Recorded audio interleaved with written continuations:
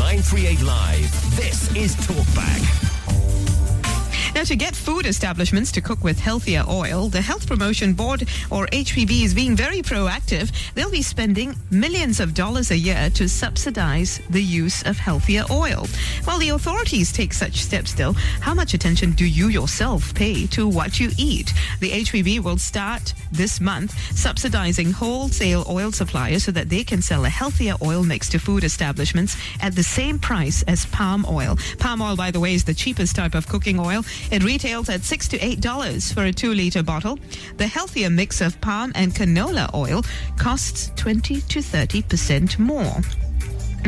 That's quite a big differential. That's quite a big one. The target is to get 20% of food outlets to switch from palm oil to healthier oil by 2020. Do you think the subsidies will work to get businesses to make the switch? Palm oil, by the way, contains 50% saturated fat and has a higher chance of clogging up your arteries, according to research, leading to heart attacks and stroke. The fat saturation in the canola and palm oil mix is much less, only 38%. Canola also contains heart-healthy benefits such as omega-3 and omega-6 acids. Now, the HPB says that people can't really taste the difference between palm oil and the healthier mix, so why not have the healthier mix? How conscious are you about what you consume, though? Will healthier oil actually cause you to increase your intake of deep-fried foods, thus defeating the purpose? I know how some people think, oh, it's healthier so I can have more of it. Are more people going to be rushing to have more char kway teow? Char kway teow, well, some places still use lard. That's true. So, that's a whole other ball game, isn't it? Call us on 669-11938. Talk to us as well on Facebook, official 938 Live. Now, according to the HPB, 7 out of 10 people here eat too much saturated fat. About 85% of adults here don't even meet the recommended fruit and vegetable intake. We're also eating too many unhealthy, refined carbohydrates. We would do better eating whole grains that would give us a sense of fullness and reduce overeating. Adult obesity rate, it rose in Singapore from 6.9% in 2004 to 10.8% in 2010. Obesity, as you know, is a major risk factor for diabetes, stroke, cardiovascular disease as well, and it could certainly become a burden on our healthcare system. But how much do you know about what constitutes a healthy diet? Now, on the cooking oil issue, some experts say a slight decrease in the percentage of saturated fats may not have a substantial effect, as what matters is what the food cooked in the oil is and the amount of sugar and salt in the dish. Some recent research actually shows that saturated fat may not even be as harmful as we have been led to believe. Carbohydrates could be the real enemy. Now, this is quite controversial. Recent studies have shown this, but they've also been disputed by many an expert. So we're going to be finding out more from our expert in the studio. His name is Derrick Ong. He's a dietitian, founder and director of Eat Right Nutrition Consultancy. He's also certified by the HPB as a workplace health promotion consultant. Call us on 669-11938. How can consumers make wise decisions while being exposed to conflicting research? And lately, there have also been suggestions to impose a fat tax on unhealthy foods in order to discourage their consumption. We want to know what you think about this. Some countries have implemented it, though many have not seen much in terms of results. Now, Derrick, let's talk about this for a moment. Health Minister Gan Kim Yong has said the government will work with community partners to make healthy living as effortless as possible. My question is this really possible, considering that experts seem divided even on whether using healthier oil will really have an impact on overall health? There's also the danger of people compensating for the use of healthier oil by consuming more fried foods. Can eating healthy really be effortless, Derrick? Well, I think it's definitely a step in the right direction, the subsidies for the healthier oils. And with regard to this whole issue about the saturated versus unsaturated fats and the recent research, I have to say that it is a very controversial area still. The verdict is still out on that. Because for so many decades we've been led to believe that saturated fats are the enemy. Explain to us what's behind the research that says that they may not really be the enemy. Well, there's been some research showing that actually not all the saturated fats are the same. Okay, there are some saturated fats that that increase the risk of cardiovascular disease more than others. So without going into too much of the technical details, it's not quite as simple as we originally thought. So because there's the question of LDL, HDL. Yes, yeah. LDL is the good cholesterol, right? No, LDL is the bad cholesterol. Yeah. HDL is the good cholesterol. The good cholesterol, yeah. And within the HDL, there are also small particles, small dense particles, and then within the larger LDL, particles. you've got a small dense LDL and then the large one. So, so the small dense LDL, that's the one that actually is bad for you. Well, yeah, that increases the risk of heart disease. Yeah, but the problem is that a lot of our blood tests, just the regular blood tests, won't actually tell you, how much small dense LDL you've got. It just tells you overall, how much it doesn't pinpoint, right? It doesn't. I mean, just the normal regular blood test we go for, they don't go to that level of details. Right. So but by looking at the food that you eat, you can figure out, right, which one is heavy in the bad stuff and which food is heavy in the good stuff. It's unfortunately it's not quite so straightforward. Okay. The research does say that the carbohydrates tend to have those small dense particles that are not good for you, more so than the saturated fats. Yeah, but then again, you've got to be careful. But carbohydrates themselves are not the same. You see. Yeah, there's complex and then there's refined. Yeah, so the refined and then the more unrefined one, which have got a lot of other health benefits. So I'll be cautious to as the saying goes, throw the baby out with the bathwater and all. Yeah, and totally skip carbohydrates because there are definitely health benefits with whole grains. Just like the fats, there's definitely health benefits there if you know which ones to choose. So I think we just need a balance of everything. That's right. Yeah, I think a balance and moderation. So I'll be careful again because the research is very, very controversial right now, and even within the nutrition committee, there's a lot of debate. Yeah. Well, the HPB has replaced its food pyramid with My Healthy Plate, which is of course found in school textbooks and HPB leaflets. According to this, half of your meal plate should constitute fruit and vegetables, a quarter whole grains, and another quarter meat and protein. It also advocates, of course, the healthier oils, water instead of sugared drinks, paying attention to the quality and the quantity of carbohydrates, as you mentioned, and the oils that you consume. So no fat is not the answer. It's the right type of fat. That's right. But before we get into those details, why was this transition from the food pyramid to the healthier plate necessary at this time? Well, I just want to say, all right, I don't speak on behalf of the HPB. Yes, I understand.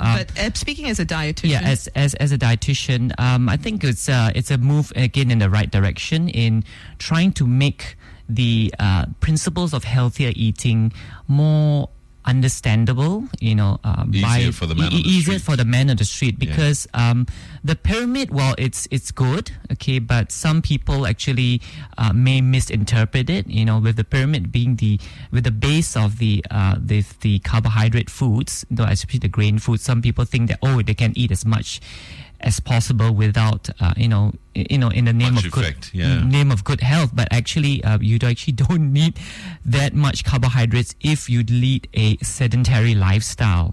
So we have to update for our lifestyles, obviously. That's right. Yeah, so I think it's a move in the right direction, and so Singapore is not the only one having a plate. Lots of other countries have the plate, and so in the US, in fact, there is some controversy over how these healthier plates are designed because the food industry lobbyists sometimes get their way. Yes, so that's right. it can turn into a rather political issue as well. What's on this healthier plate? That's right. So indeed, I think a lot of us need to take a closer look at what we eat. But is there enough information out there, and is it simply put? Give us a call, 669-11938. Ai Wei joins us now. Hi, Ai Wei. Hi, good morning. Good morning, ma'am. What do you think? Well, I'm actually calling to about the use of canola oil because I understand that different oils have different burning points. So if we are talking about deep fried food, and if we were to convert to vegetable oil that has a lower burning point than animal oil, for example, or palm oil, then it is actually more, it's more risky, or it's more unhealthy than using palm oil. Okay, we'll get our dietitian to comment on that. What do you think, Derrick? Well, it is true the smoke point of the saturated oils, like for instance, like palm oil, is is lower than the unsaturated oils like canola and all these. But the thing is, in the first place, deep fried foods, you don't want to be having them, so often, maximum probably like twice a week. So twice a week. Yeah, that's twice a week. I know of people who do this practically every day. Yeah. So in the first place, so if you are actually using deep fried, so if you're using the palm oil, so that's the more stable oil. But in the first place, you shouldn't be using it all that often anyway. You shouldn't be eating it all that often. Yeah. But the concern is that the government is actually going to give out subsidies, going to give out quite a substantial amount, and a lot of our hawker food is actually cooked over quite high temperature because they need it fast and they need it to, we say have the wok hay. So the temperature is so high that actually you spend more money and it's actually, doing people more harm. So it may not be such a good idea after all. What would be doing people more harm?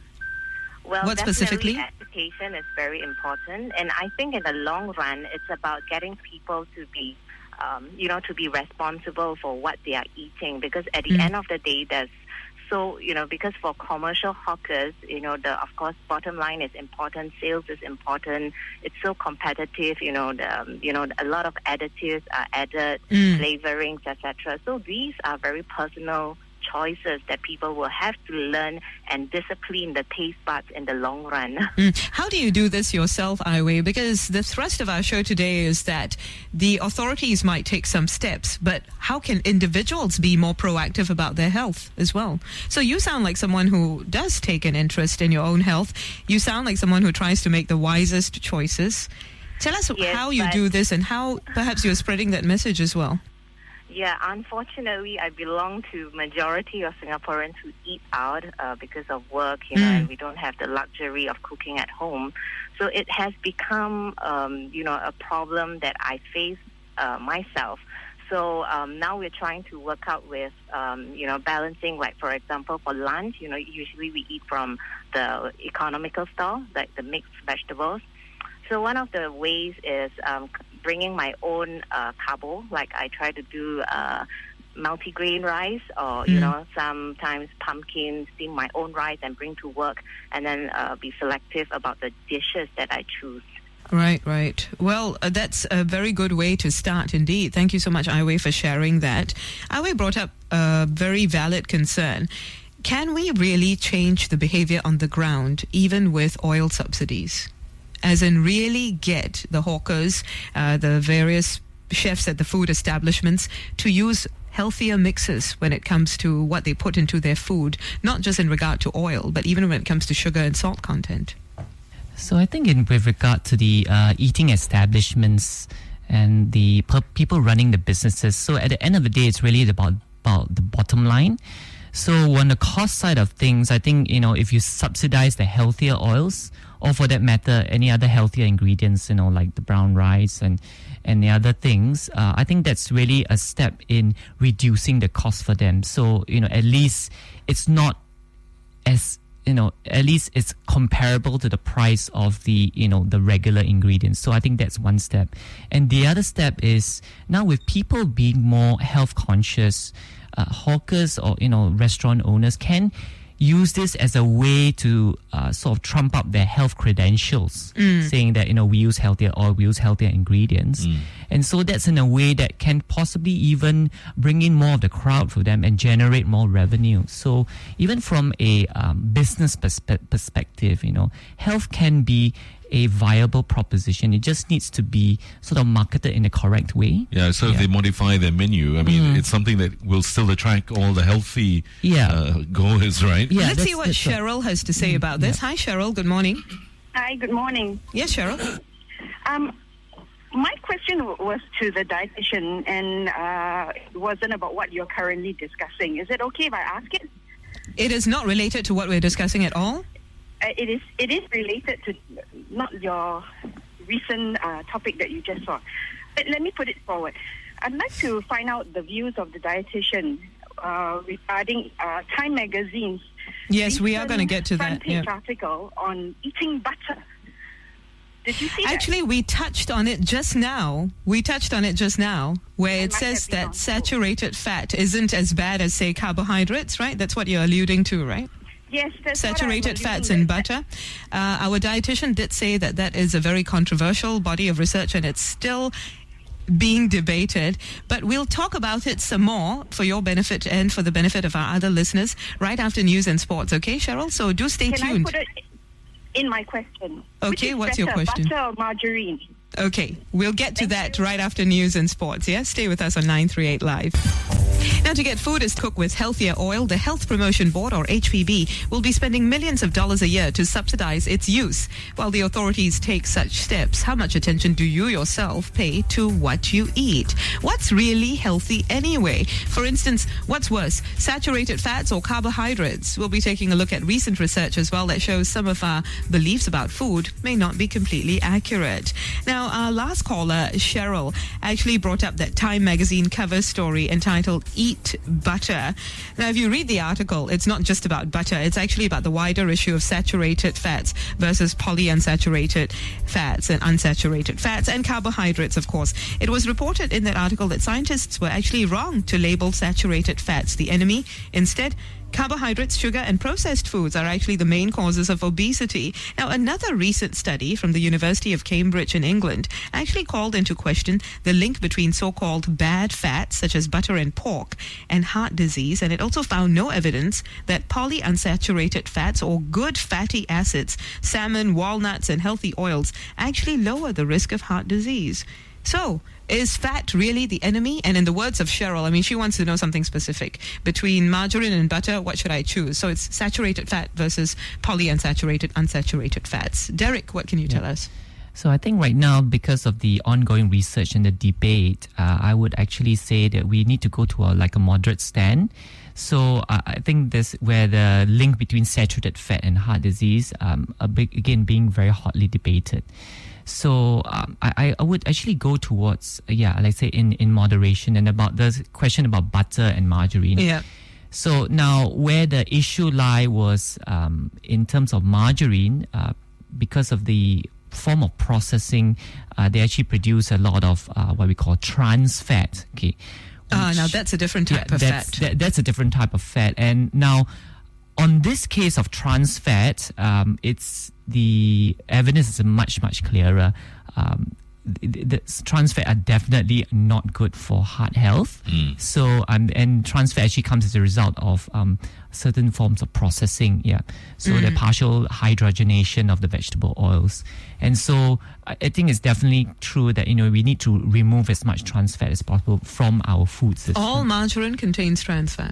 The process does so, but there are also available the trans fat free margarine. Yes, I've seen those labels as well. So if you'll be going to be taking margarine, then you go for the trans fat free margarine. Between trans fat free margarine and butter, what is better?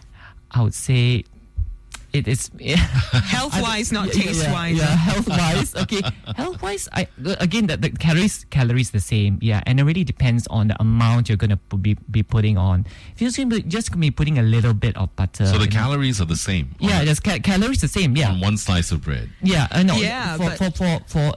gram for gram, the calories are still the same. Yes, but how many people have you seen have decided to compensate for the fact that they think that margarine is healthier, and they'll slather on the margarine because it's healthier, and when it comes to butter they put a lot less, so actually you end up eating a lot less calories, consuming a lot fewer calories if you had the butter, right? That's correct. Because of that type of human behavior that takes place. So but in terms of the fat content itself and the type of fat, I mean, the Time report and several other reports say that saturated fat elevates LDL cholesterol, right? And this is known as the bad cholesterol. But scientists know there are two different kinds of bad cholesterol particles. One is small and dense, the kind linked to heart disease, and the other is large and fluffy, the kind that seems mostly benign, okay? Saturated fat raises the level of larger particles that don't appear to be harmful. Carbs, however, contain those more harmful small, dense particles. This is what some of the research is saying. In other words, they're trying to say that saturated fat might be better for you than carbohydrates. But that's something you really need to look into as well. Considering all these conflicting reports, how is an individual to decide what's healthy, Derrick? So like I stress many times is again having moderation. So you have your saturated fats naturally, and then you've got your unsaturated fats, and having a good mix of those. So I think that really the message is about having that form of moderation, and then having your carbs, but really the type of carbs, really the whole grain carbs, the ones that have got more nutritional value, the more unprocessed ones. So does the healthier plate of the HPB actually take into account all of these things? Yes. So so they talk about using healthier oils, and then there's a section for the carbs that actually use whole grains, and specifically brown rice and wholemeal bread as well. So so I think that the message is there, and so it's about being balanced. And I think it's really, the message is really about balance, moderation, variety, and having a lot of sense and not overcompensating, like you said. I think some people can take a health message wrong, and then they think more of that thing could be too much of a good thing, can become a bad thing. Yeah. We'll talk a bit about those labels that we see as well in supermarkets when they say low fat and whatever. Does it really mean that it is healthier overall? So we'll talk about that in just a while. Let's speak with Bernard first. Hi, Bernard. Hi. I just want to make a comment on this cooking oils. When I heard that they wanted to change to healthier oils, I thought they would mention things like olive oil or avocado oil. Because canola oil, from what I understand, is actually has quite a bad reputation because it's highly processed. But it might be more doable because it's cheaper. Yeah. Let's put this to Derrick. Very interesting question. Derrick? Processing, the thing is actually all oils have to be processed. So even the refining process, so whether palm or canola or corn, you can't escape that. You really can't escape that. So even olive and avocado, they have to go to a certain amount of processing. But which is the least harmful? Again, it's not really, it's about the processing doesn't give the harm. It's actually how you use it and what temperature you're going to be using it. For instance, if you're going to be using olive oil for deep frying, that's definitely not that's definitely a no because the smoke point is so much lower. So then you'll be better off using an oil mix that's got actually a higher saturated fat mix, because it's more heat stable. So it depends on the use.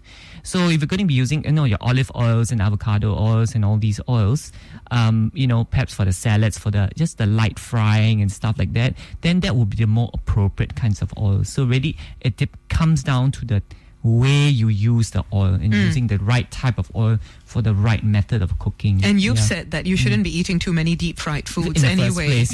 So don't obsess about what type of oil is used, so on and so forth. That's one way of looking at it anyway. Now, some have suggested that a fat and sugar tax to discourage unhealthy eating might work. In fact, there's a growing body of research suggesting that this might work. According to recent research from Oxford and Reading universities, slapping a 20% tax on sugary drinks would actually cut Britain's obesity rate by 1.3%. This is about 180,000 people, so it's not totally a small number. What do you think, though, considering that there are actually practical challenges to identifying what's unhealthy, what is healthy, what should be taxed, what shouldn't? So again, this gets in the whole kind of policy debate, which it's quite controversial.